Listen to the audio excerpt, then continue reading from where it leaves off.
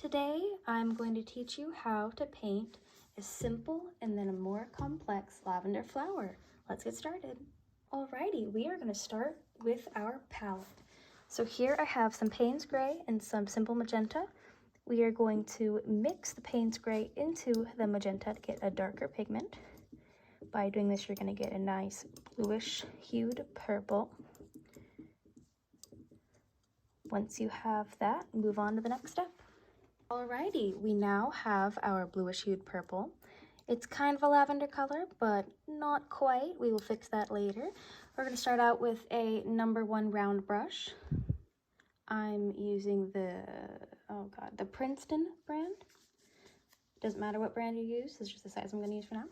We are going to start this piece by pressing our brush on the paper. We're not going to pull, we're not going to push. Simply pressing to get this kind of a shape. And we are going to continue to do this until we start to have the general shape of a lavender stalk. Now, depending on the size brush you're using, each of these will look different. Remember that no two lavender stalks look the same, so it's all right if you mess up. It is art, not a test. So just continue to press until you have the general shape of your stalk. Now we are going to take some more Simple Magenta and we're going to mix it into this bluish purple that we already have. You can see I mixed a little too much, it's a little too purpley. Just pull more of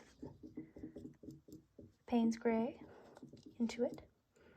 So now we just have a darker version of the color we had before. And you can continue to press while it's still damp. And the watercolor will flood like it is right now. This will add more depth to your painting and give the illusion of multiple layers of these little buds. Now we wait and let it dry before we do the second layer.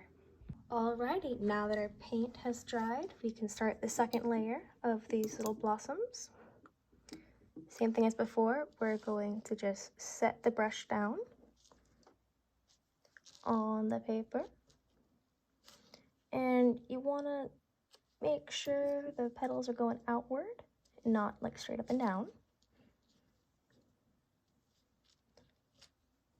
You make them converge in the middle, if you'd like.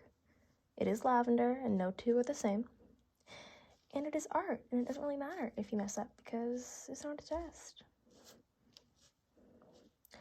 Now we're going to let this little layer dry, and skip to the next part. Alrighty, now that the head is dry, we are going to paint the stem. Here I have some just simple sap green.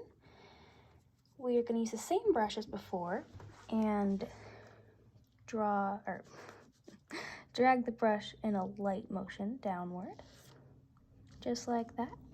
You can add a little dab right there, make a leaf. Add a little bit of green in these little white spots here. And there you have it, a simple lavender flower. Now it's time for the more complex lavender flower. Here I have a mix of various different purples that I've made previously, and I'm using a 5-0 brush. For the more complex, you want to get your brush completely covered in paint, and you want to dab in almost like lines, but sort of ending in a cone, if that makes any sense at all. As the paint is still wet, grab a darker color and you're going to fill in the gaps that you missed. That's going to create depth. And by doing this over and over again, you will eventually have a whole lavender field. That took only 10 minutes. Just simple dabbing and back and forth, kind of a squiggle motion. Switching up what purples you use. And yeah, After it dries, you can go back through with more purples and go darker towards the center on the ones that are dry. And you continue this process until you have a field full of lavender. As for the stem, it's the same kind of thing as the simple one. Yep, just a straight line down. Depending on the size brushes that you use, you can get more or less detail. So right now I'm using a rather large brush for this project in particular, but I also have a 20-0, and I can use it to create more finer details. But there you go. That's my lavender flower tutorials. I hope you enjoyed.